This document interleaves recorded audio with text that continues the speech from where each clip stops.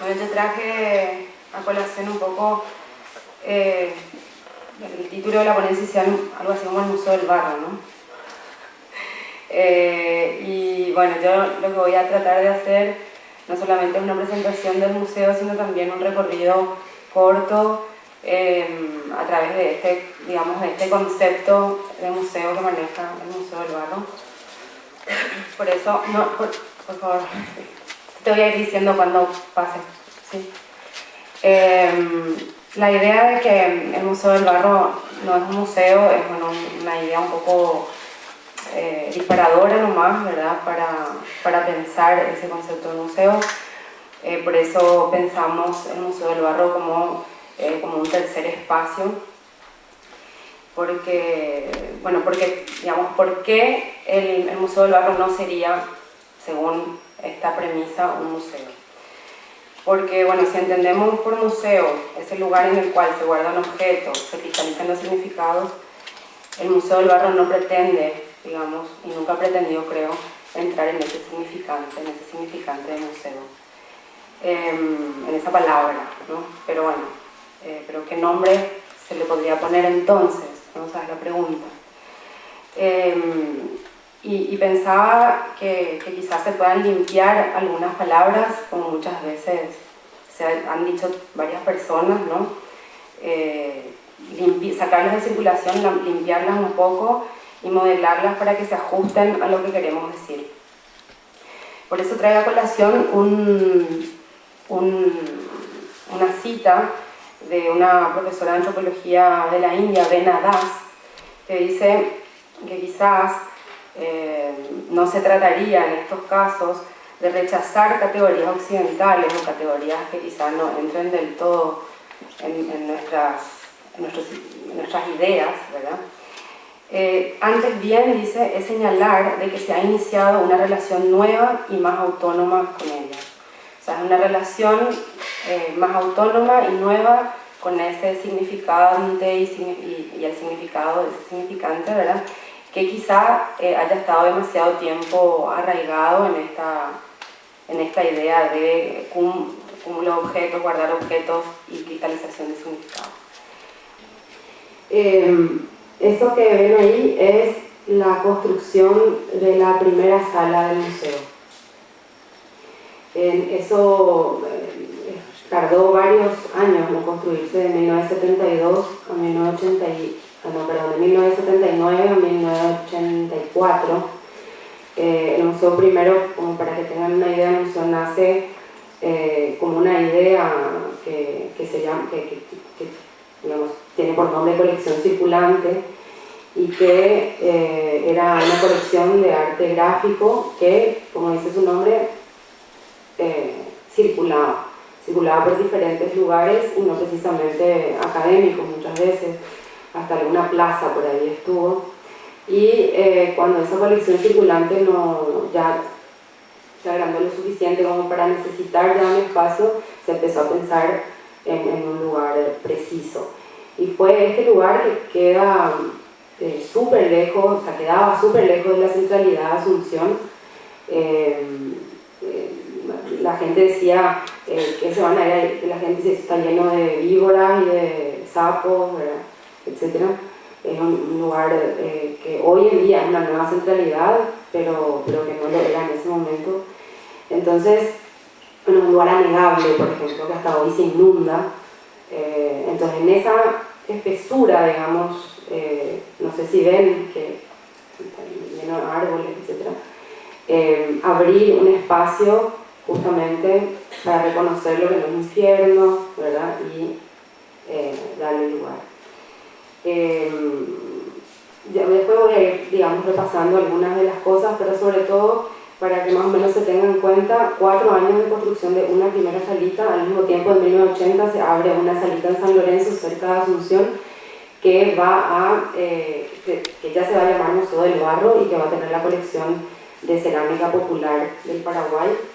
Esta misma sala, un poquito más agrandada ya, en 1983 pasa a Asunción. Todo esto tiene que ver con gestiones, que vamos a ir viendo más adelante, gestiones de la sociedad civil, de grupos de artistas, antropólogos, personas cercanas también al arte y a otras disciplinas también, ¿no? Después hay un hito que es muy importante para el museo y que es la publicación de un libro en 1087, la publicación del mito del arte y el mito del pueblo de Ticio Escobar, que le va a dar como la atadura teórica a esas ideas que se venían gestando en el espacio más que en el papel.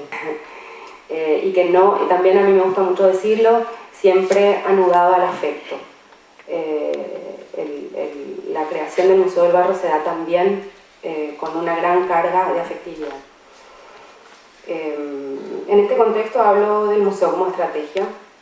En esta línea pienso en las palabras de Carlos Colombino, uno de sus fundadores, que dice, y cito, pensar un espacio que no solo conglomerara obra, también personas, fue una de las tantas estrategias posibles.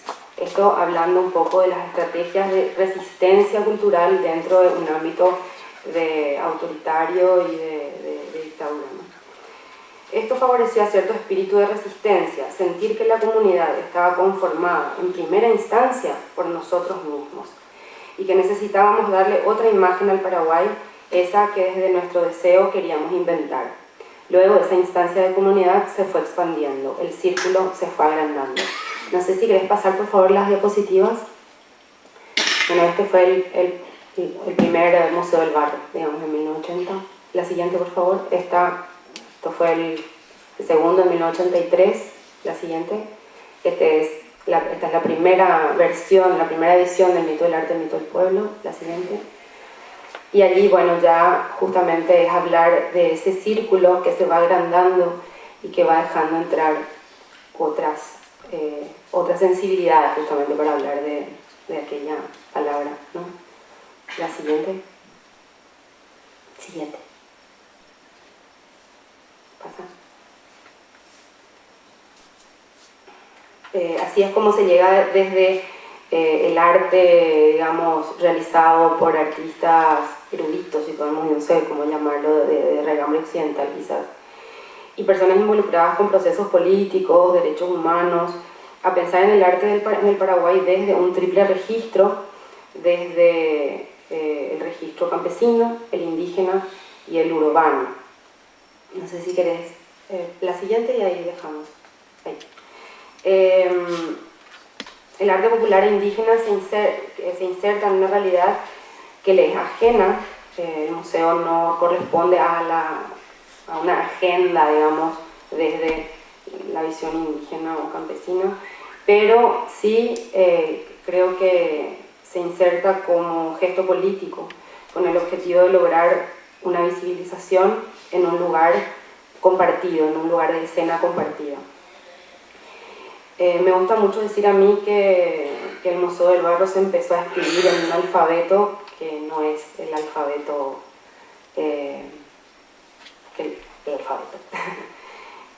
sino que se escribe desde una incisión, desde una cisura, y que tiene que ver con una incisión arquitectónica en un primer momento. En el 1979, como vimos, se empieza a marcar esa incisión definitiva, testamentaria, si se quiere, como toda escritura, el comienzo de la construcción de lo que va a ser el edificio, ¿no?, que hoy ocupa el Museo del Barro. La incisión se hará sobre superficie poco propicia, como les dije, en un terreno, primero en un país pequeño, en dictaduras, ¿verdad? Varias son las que atravesaron ese territorio y siguen atravesando. Un terreno cenagoso, lejos del centro de la ciudad, y una situación económica que no poseerá certeza alguna. La única certeza se corresponde quizás con la terquedad. Se escribe demarcando el terreno, abriendo ese claro, esa espesura, ese terreno rodeado de árboles, abriéndolo literalmente, ¿no? Y no solo sacando maleza, también cuidando de ella, o sea, no solamente sacando esa maleza, sino cuidando del borde de esa maleza también, haciendo de los bordes un círculo, pero también espacio transfronterizo y permeable. Se escribe antes de escribir, se escribe en ese alfabeto arquitectónico, delineando y construyendo un vacío desde el hueco mismo del vacío, como quizás la alfarera de Lacan, que necesita del agujero que porta la vasija para construir un lenguaje. Ese lenguaje que delimita el terreno hace posible que el juego comience, hace posible tener lugar en el espacio, habilita una espacialización, como todo lenguaje, trayendo a Derrida también un poquito. Esa escritura del vacío, la arquitectura, esa incisión perdurable, comporta una reserva. Allí se guardará el sentido, la fuerza de la memoria y descansarán por algunos momentos las resistencias exhaustas en esos 35 años de dictadura, ¿no? Luego, edificio de bien escritura. Dice el edificio antes de decir la palabra. Esa incisión marcada en un lugar crea el espacio para el hacer concreto. En paralelo a la edificación de esa escritura museal en cuanto a arquitectura, con proyecto de Carlos Colombino, museografía de Osvaldo Salerno, Ticio Escobar, desde su oficina en una galería de arte llamada Artesanos, abierta en 1974, está construyendo otra arquitectura, la de su escritura. Ha comenzado, luego de haber estado involucrado en la militancia más combatiente, a mirar arte, a mirar y dejarse mirar. Yo digo siempre que Ticio entra en el arte y el arte le atraviesa, y él se deja. Luego, con el mito del arte, el mito del pueblo, en 1987, como dije, se consolida un pensamiento que permite leer lo popular e indígena desde la clave de la diferencia. Así como en un momento determinado poner el primer ladrillo para construir la sala Josefina Pla, que es la primera salita construida en el museo, fue una intervención en el espacio por medio de una inscripción en el terreno. El mito del arte y el mito del pueblo lo fue también. Fue una intervención que sentó las bases de una discusión más acabada sobre esas modernidades otras, y también sobre lo erudito y lo popular, no como una propuesta binaria, sino como cuestión que problematiza y define relaciones. Este texto reúne en registro escritural la vocación del Museo del Barro y trabaja desde un lugar transdisciplinar. Se sale de la teoría del arte, aun cuando en ese momento quizá el propio autor no lo notara o no lo siga notando, para adentrarse en la teoría de lo cultural y sus implicancias políticas, las disputas por el control hegemónico del capital simbólico de un territorio devenido nación. El Museo del Barro es el lugar de inscripción de ese pensamiento, pero también la atadura teórica, ¿no? la consolidación teórica de ese espacio. El pensamiento de Ticio Escobar es su puesta en papel y su ordenamiento en el registro teórico, ¿no? La diferencia se vuelve el común denominador, no sé si querés ir pasando ya así nomás. Se vuelve el común denominador de la muestra permanente del Museo del Barro. La construcción de un espacio para que la diferencia obtenga un lugar es sin duda una postura política y una apuesta importante en el contexto en el cual esto se realiza. Este espacio desmiente con rigor aquella historia oficial paraguaya y otras historias oficiales, y va más allá. Desmiente el canon, intenta atravesar la noción de arte moderno con otra visión de arte, la cual deja abierta la posibilidad de otros atisbos, otras aristas, hace ingresar la contingencia a un espacio de certezas más duras. Haber abierto ese claro para la diferencia fue la apuesta de un grupo de personas para que el Paraguay se mostrara con una cara que le fue negada en un momento, que es la cara de la diversidad. Además, bueno, me gustaría agregar también que no solamente desmiente aquello que se entiende por arte moderno, también se desmiente un poco aquello que en los lugares que funcionan como centro se entiende como arte contemporáneo también.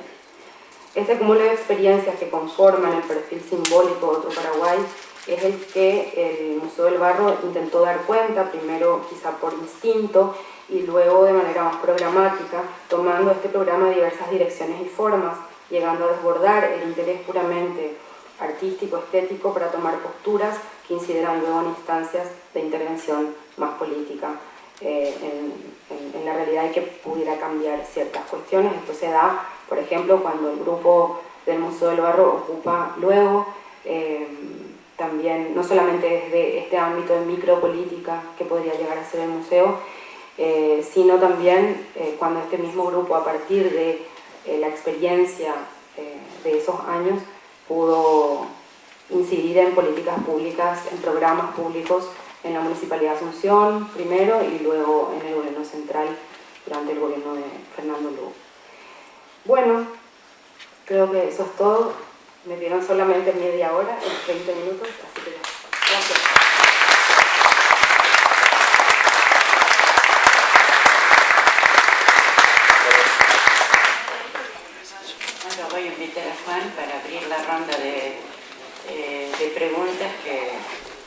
han estado impecables los dos, no solo, sino que no han durado más de lo que se les ha pedido.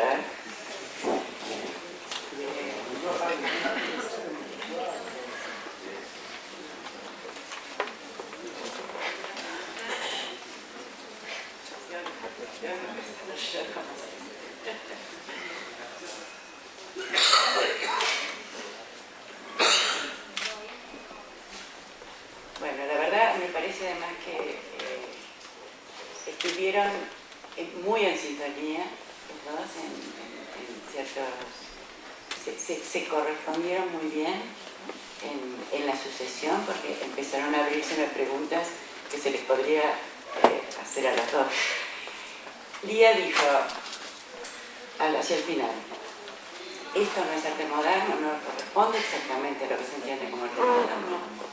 O, en todo caso, puede ser, pero con una versión más aún de entender, que ponías algunas objeciones o por lo menos dudas con respecto a qué sucedía con estas prácticas contemporáneas, o por lo menos yo las tengo, trasladadas directamente a otros espacios que no son exactamente los que se originaron. Esa era mi primera pregunta. ¿No entendiste? Bueno, ¿qué significa la contemporaneidad? ¿Ustedes entendieron? No.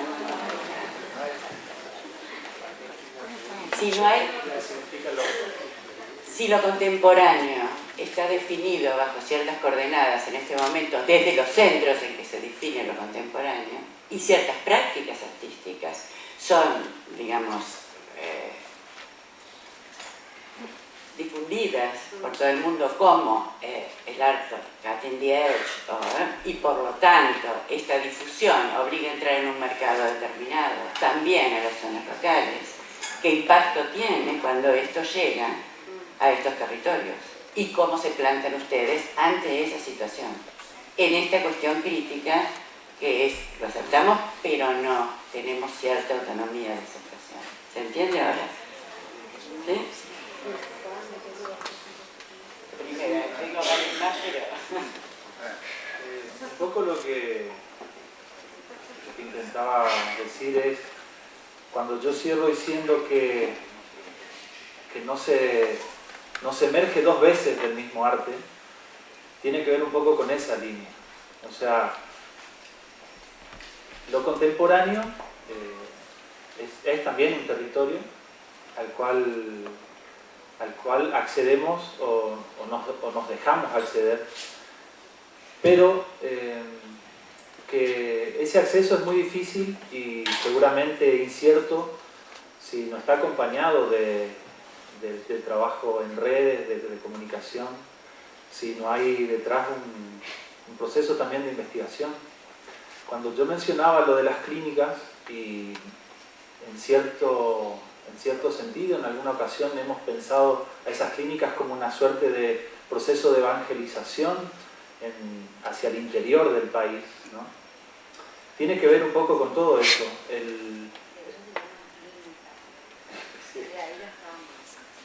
Exacto. Luego de una primera etapa de rebeldía y de reformulación de procesos propios, incluso de abandono, se arribó o se está arribando en este momento a un proceso de encuentro de nuevos diálogos. Y en ese sentido el espacio, y especialmente el espacio del territorio, está siendo revisitado, y lo vemos en las producciones actuales justamente de estos mismos artistas que están retomando un contacto ya tal vez con otra mirada o con la misma mirada, y a partir de nuevas experiencias y nuevas herramientas. Hoy es una especie de estado deliberante. La producción y el impulso de lo que tiene que ver con el hacer artístico contemporáneo en nuestra región. Hay una deliberación y es un proceso de muchas preguntas en este momento. Así como no se emerge dos veces del mismo arte, está un poco esta sensación de que ni bien respondemos estas respuestas estamos también abriendo nuevos procesos, ¿no? Nuevas preguntas. A cada pregunta-respuesta respondida se abre una nueva. Eso es un poco lo que el arte nos indica que debemos transitar. Y yo lo conectaba con la imagen del río, porque sin duda el río está muy cerca nuestro.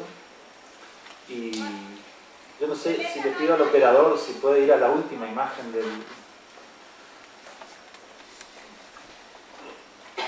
muy brevemente. Esta imagen es una obra, muchas gracias, una obra performática de un artista de la región, Valerian Suate, y a partir de esto que estamos hablando, cuando elegimos esa imagen de cierre, que creo que no se llegó a ver porque me apresuré un poco, la pregunta era si estaba entrando o saliendo de ese territorio. Y bueno, así es un poco lo que sentimos a veces, de que estamos continuamente en ese camino para encontrar respuestas.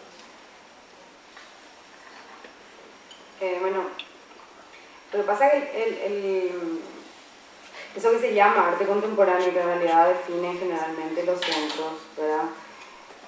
Está en uno tomarlo o no, o sea, así como viene. Supuestamente esa definición de lo contemporáneo sería el arte contemporáneo, digamos, en algunos lugares se define a partir de, digamos, la discusión con los procesos de producción de ese momento y los procesos, a ver, la relación que uno tiene con su espacio, con su presente, etc. Y tratar de responder a esos problemas, a esas cuestiones. En muchos lugares se define así como el arte contemporáneo, ¿verdad? Como el arte que responde o que intenta discutir, responder, confrontar, etc. Con esos espacios. Muchas veces, bueno, a mí me gusta mucho la definición que justamente se da en el mito del arte, mito del pueblo de arte, una crispación de las formas que de alguna u otra manera está discutiendo la producción del sentido. Si nosotros tomamos eso como definición de arte, y generalmente los centros también toman algo, digamos, parecido, siempre las definiciones son a veces, ¿no?, diferentes, esquivas, y me pasa que se ve como, quizás se intenta ver como que el tiempo, o sea, la contemporaneidad de alguna manera nos debería igualar. Tenemos todos el mismo presente, supuestamente, y eso no es verdad. Entonces, para responder a una realidad, ¿verdad? ¿Cuál es la realidad, no? O sea, la realidad globalizada, la local, etc. Entonces, si yo entiendo el arte contemporáneo como aquello que responde a un momento, a un tiempo y a una realidad propia, ¿verdad?, entonces el arte contemporáneo no va a ser uno siempre, ¿no? Y bueno, y para responder un poquito a eso, yo quiero comentar una experiencia. En el año 2011 más o menos, yo trabajé con un grupo de 25 personas para armar una muestra que se llamó Perder la forma humana, una imagen sísmica del arte en América Latina en los años 80, no me acuerdo más bien el subtítulo. Esa muestra pretendía un poco hablar sobre el arte activista, que se llama el arte activista de los 80 en América Latina. Desde montones de ejes, ¿no? El eje de la desobediencia sexual, el eje de los activismos callejeros, ¿verdad?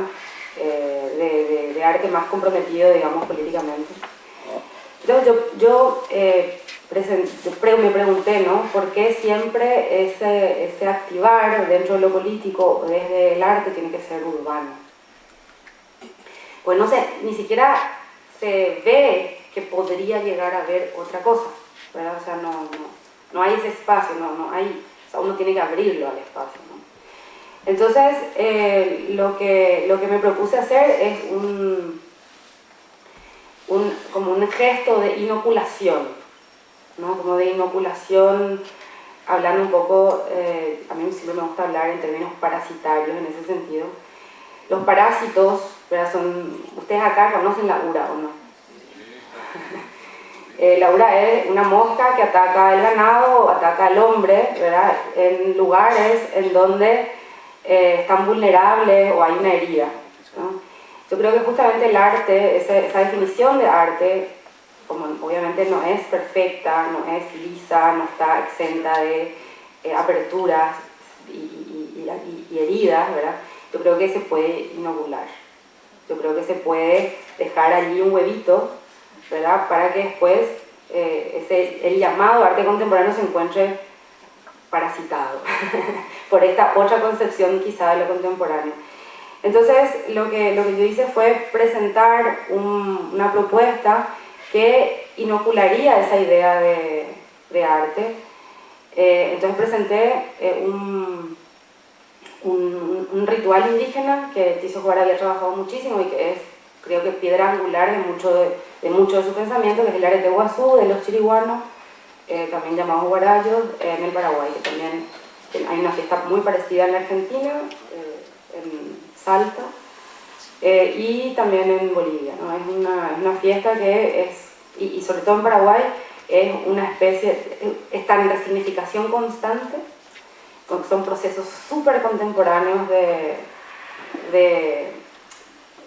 como de resignificación de pautas culturales y estéticas y artísticas y políticas, y que tiene un lenguaje, ¿verdad? El lenguaje que utiliza es muy si quiere, llamando, ¿no? como se llama contemporáneo a esos procesos. Y entonces lo que hice fue, obviamente tenía que ser de los 80, y esa fiesta no se sabe de cuándo vino. O sea, esa fiesta es colonial, o sea, en el sentido de que viene del ámbito indígena, se transcultura con lo colonial, con la sociedad, con los militares que están en la zona, se toman millones de cosas, pero claro, ¿de cuándo? No es del 80. Entonces, bueno, no, entonces hice una trampa. Lo que hice fue justamente el encuentro entre la mirada de Tiso Escobar sobre ese ritual y el ritual mismo. Ese conglomerado formaba una apuesta por mirar la diferencia desde un registro contemporáneo también, desde una mirada desde el hoy. Pero justamente fue muy difícil hacerle entender al Museo Reina Sofía en Madrid que eso podría ser parte de una muestra en un museo de arte contemporáneo, un centro de arte, no me acuerdo cómo se llama, pero tiene un nombre larguísimo, que es un centro de arte contemporáneo, ¿verdad? Fue súper difícil, ellos lo pensaban como que no tenemos por qué como llenar el campo de arte indígena solamente por ser, decían ellos, políticamente correctos, ¿no? Y no se trataba de eso justamente, se trataba justamente de discutir esa noción que se tiene cerrada, o sea, por más de que los centros entiendan que el arte contemporáneo es aquel que responde a cuestiones del presente, no sé qué, no sé cuánto, al final de cuentas no deja entrar aquello que está discutiendo su propio presente, pero un presente que no es el mismo, ¿verdad?, que el que están viviendo ellos, ¿verdad? Siempre se ve como eso, como algo primitivo, ¿verdad?, como algo anacrónico, etc. ¿Sí? No, porque así me dijiste. Sí, no, pero ¿Está bien? No, bueno, eso nada más. O sea que la idea es, yo lo que creo es que estas otras visiones de contemporaneidad o de arte, de alguna manera están interviniendo dentro de esa línea argumental, teórica, y sobre todo el pensamiento de Tiso Jobar y muchos otros, ¿verdad?, que también trabajan en ese aspecto del arte, ¿verdad? Lo que están tratando yo, desde mi visión, ¿verdad?, están tratando de inocular esa visión tan cerrada, tan clausurante de repente, y que deja fuera una gran cantidad de procesos que están básicamente haciendo lo mismo desde su propio lugar, ¿verdad? Me parece que no es necesario, ¿no? ¿Se escucha? No, así para polemizar un poco. Posiblemente con una visión demasiado historicista, en mi caso, tengo la sensación de que cuando el discurso se mantiene en ese nivel general de discusión con el centro, etc., no veo que haya demasiadas diferencias a cómo estamos hace más o menos un siglo. Digamos, cuando la antropofagia en Brasil y algunos otros movimientos de América Latina se empezaron a preguntar conscientemente y a poner en sus obras la complejidad de la relación entre centros, periferias, el triángulo que se arma entre lo internacional, lo local, lo regional, etc. Y me parece que hay una pregunta constante en América Latina que se va reiterando una otra vez y a la que cada vez se le dan respuestas distintas. Y esto me parece que es lo interesante y lo que vuelve contemporáneo a un arte, digamos, ¿no? Incluyendo el problema de cómo incorporar lo efectivamente producido localmente sin la idea de arte. Pienso en Nina Bobardi, no todos tenemos seguramente en la cabeza muchos ejemplos que ya casi cumplen un siglo, digamos, de este lugar consciente del arte latinoamericano respecto de su lugar complicado como Extremo Occidente, etcétera, todos los etcétera que podamos agregarle. De repente se pone de nuevo de moda hablar de ciertas cosas porque viene a través de la India, pero en realidad se pensaron mucho acá desde hace mucho tiempo. Y yo me pregunto entonces, y aquí es donde quizás peco de historicista, las prácticas contemporáneas, para ser realmente contemporáneas, ¿no deberían incorporar, quizás la incorporen, esa reflexión sobre qué las diferencia de las otras veces que en América Latina se intentó responder también al mismo problema? ¿O es que el problema es realmente distinto y yo no termino de verlo? Yo no sé responder esta pregunta, pero puedo comentar algunas cosas. A mí lo que me parece es que anteriormente lo que se ha venido haciendo, ¿verdad?, sobre todo desde la cuestión antropofágica, etcétera, es otra vez no darle lugar a esos otros productores de arte, es otra vez la mirada occidental. O sea, Tarsila, todo ello, al final de cuentas vienen del arte erudito, o sea, y lo que hacen es, no sé si estoy bien, Ticio, ya me va a retar después mi maestro, pero de tratar de traducir, no están en el lugar del otro, ellos no son el otro. Pero Tucumán Arde no, es... Claro, pero Tucumán Arde, digamos... No, pero yo no digo que la respuesta de ellos estuviera bien. No, yo no te digo ni que mal ni bien. Lo que quiero decir es que la problemática general está planteada más o menos en los mismos términos y en cada momento se le dan respuestas diferentes. O por lo menos querría creer que lo que vuelve contemporáneo a la respuesta es que en cada momento se encuentran, porque el mundo va cambiando, porque nosotros vamos cambiando, respuestas diferentes. Lo que me pregunto es si la reflexión sobre este tema no debería incluir justamente esto que estás diciendo ahora. Bueno, incluye, de hecho, ahora de toda esa reflexión anterior. Yo creo que incluye, o sea, yo no sé si la reflexión es diferente, tampoco creo que exista respuesta. O sea, yo no, de hecho, no sé si me interesa tener una respuesta porque eso significaría la clausura, ¿verdad? En realidad lo que uno está, justamente me interesa hablar más de estrategia o de táctica antes de que respuestas, ¿verdad? O sea, no sé si puedo responder yo a algo, ¿verdad? Simplemente se trata de reproblematizar en todo caso cuestiones, ¿verdad? Reproblematizar cuestiones para ver a dónde nos lleva, digamos, pero sí pienso quizá que lo que se hace es abrir el campo. El campo es el que se abre. No sé si la pregunta es diferente, sino el campo para problematizar esa pregunta, si querés, se abre más, ¿verdad? O se va abriendo más. En Brasil, por ejemplo, bueno, de la mano de Darcy Ribeiro, por ejemplo, se hicieron exposiciones de arte indígena y tal, pero el problema siempre estuvo en que las cosas no se mezclan allá. O sea, en este mismo momento yo vengo por un recorrido enorme, ¿verdad? Por el Chaco americano, y los museos, ¿verdad? Los museos de sitio, las cosas, generalmente la producción estética indígena está con los fósiles. Está al lado de los fósiles. ¿Sí? No entra dentro de la historia. Está en la prehistoria. Y es la producción actual de ellos. Responden a un presente suyo. O sea, vos entras a un museo, un museíto chiquitito, lo que quieras, ¿verdad? Y no creo que sea inocente eso. Eso está respondiendo a una idea, ¿verdad? La producción indígena está al lado de los fósiles y al lado de las, ¿cómo se llama eso? Las taxidermias. Es fuerte eso. Es fuerte eso. Eso me parece un síntoma absoluto de que seguimos, o sea, de que no solamente la pregunta no cambió, la respuesta tampoco. Y yo creo que por eso se sigue insistiendo en la misma cosa, porque eso no cambió nada, ¿verdad?